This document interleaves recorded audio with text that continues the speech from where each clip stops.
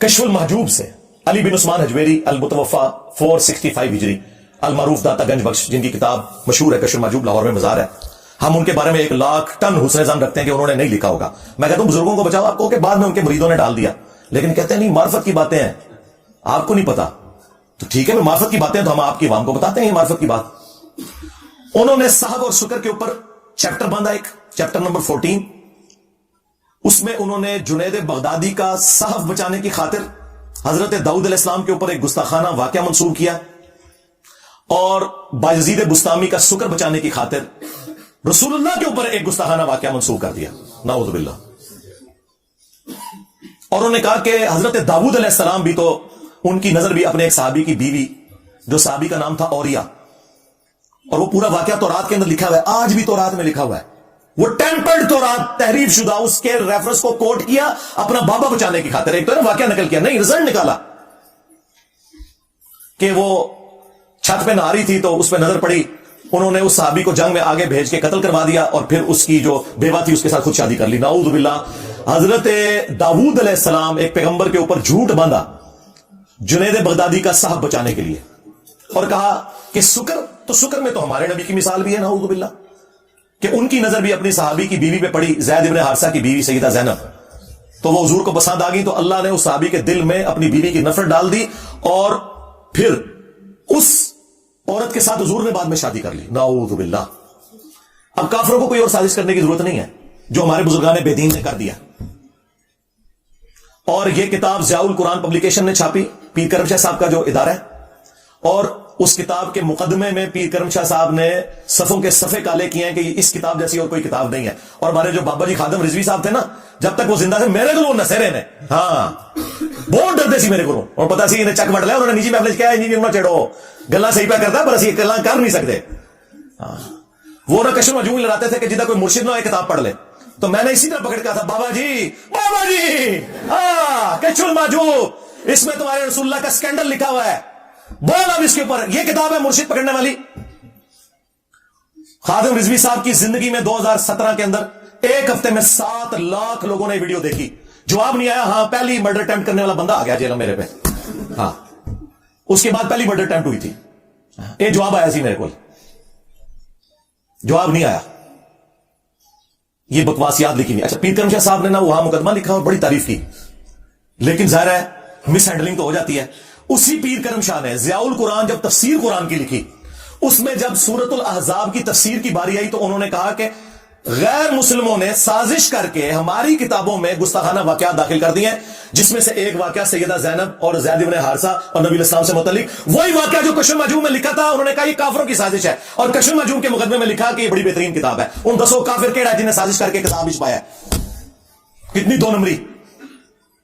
اگر اسے پتا نہیں تھا کتاب کی تعریف نہیں کرنی چاہیے تھی، اور اگر پتا تھا تو منافقت کی. جیسا میں کہتا ہوں کہ اعلیٰ حضرت کو اگر نہیں پتا تھا تو پھر سمجھ لو کہ اعلیٰ حضرت کا علم غیب فارغ، کہ سبا سرابل کے اندر چشتی رسول اللہ لکھا ہوا ہے، ہاں، اور غوث وقت کا علم غیب فارغ، باقی رشائی کوئی نہیں. اور اگر اسے پتا تھا پھر ایمان فارغ. اب مجھے بتائیں، میں اگر انہیں بند گلی میں داخل کر دوں، انہیں بھاگنے کا راستہ نہ ملے، تو انہوں نے میرے سر کی قیمت ہی رکھنی ہے نا. ہاں اس کے سر کی 22 کروڑ عوام میں ایک بندے کے سر کی قیمت رکھی گئی ہے. وہ خود قتل کرے اپنے جذبہ ایمانی پر، میں اس کو 5 لاکھ روپے انعام دوں گا. 5 لاکھ روپے کا انعام کا اعلان کرتے ہیں جو مرزا جیلمی کو قتل کرے گا. 100% میں اعلان کرتا ہوں، 100% میں اعلان کرتا ہوں. تو کیا ملا ہے؟ دیکھ لو کہ تمہاری اس طرح کی حرکت کرنے سے مجھے نقصان تو کوئی نہیں ہوا، اور اس چکر میں بالکل نہ رہنا کہ میرا حوصلہ کہیں پہ پست ہوتا ہے. نہیں، میری تو آکسیجن ہی تمہاری چیخیں ہیں. ہاں مجھے ٹھنڈا کرنا نا تو بس چپ ہو جاؤ، ہاں، ورنہ بولو گے تیرا منجی ٹھوکاں گا. ہاں ایسے نہیں رکھنا. میں وہ نہیں ہوں کہ میں چپ کر کے بیٹھ جاؤں، بالکل چپ کر کے وہ بیٹھتے ہیں جو لوگوں سے چندے کھاتے ہیں، ہاں، جو ایجنسیوں سے پیسے لے کے ان کی کاز کے لیے کام کرتے ہیں، جو اپنی جیب سے لگاتے ہیں نا، جو غریب نواز لوگ ہوتے ہیں. تو اڑے غریب نواز سے جالی نے غریب نواز دیکھنا دیتے آؤ، ہاں، سینکڑا بندے اپنی جیب دکھوائی دے، اور پچھلے 10-12 سال سے کھلا رہے ہیں اللہ کے فضل سے، اور کسی پہ احسان نہیں ہے، اپنی آخرت کی فکر میں ہے.